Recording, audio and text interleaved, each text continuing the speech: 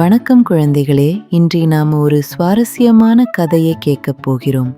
ஒரு கட்டுமான இடத்தில் வேலை செய்யும் இரண்டு நல்ல நண்பர்கள் பற்றிய கதை இது. ஒருவர் ஜம்பு என்ற ஜேசிபி, மற்றவர் டிங்கு என்ற டிப்பர் லாரி. ஒரு பெரிய கட்டுமான இடத்தில் ஜம்பு ஜேசிபியும் டிங்கு டிப்பர் லாரியும் மிக மகிழ்ச்சியாக வேலை செய்து கொண்டிருந்தன. ஜம்பு மண்ணை தோண்டியது. அந்த மண்ணை ஏற்றி வ்ரூம் வ்ரூம் என்று எடுத்துச் சென்றது. ஒரு நாள் ஜம்பு பெருமையாக சொன்னது, டிங்கு, பார்த்தையா, என்னாலதான் இந்த பெரிய குழிகளை தோண்ட முடியும். அதை கேட்ட டிங்கு லாரிக்கு கொஞ்சம் கோபம் வந்தது. டிங்கு சொன்னது, அப்படியா, நான் மண்ணை எடுத்து போகலன்னா என்ன ஆகும்? ஜம்பு உடனே சொன்னது, நான் தான் பலசாலி. டிங்கு கோபமாக பதில் சொன்னது, இல்லை, நான் தான் முக்கியம். அப்படி இருவரும் சண்டை போட்டுக்கொண்டு ஒருவருடன் ஒருவர் பேசாமல் நின்று விட்டார்கள்.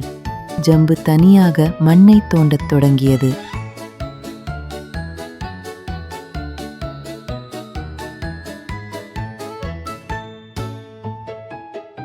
மண் மலை போல குவிந்தது.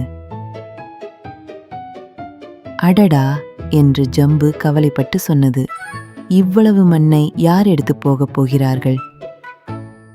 அதே நேரத்தில் டிங்கு லாரி காலியான தொட்டியுடன் சும்மா நின்றது. ஜம்பு மண்ணை ஏற்றலையே என்று டிங்கு நினைத்தது. அப்போதுதான் இருவருக்கும் ஒரு உண்மை புரிந்தது.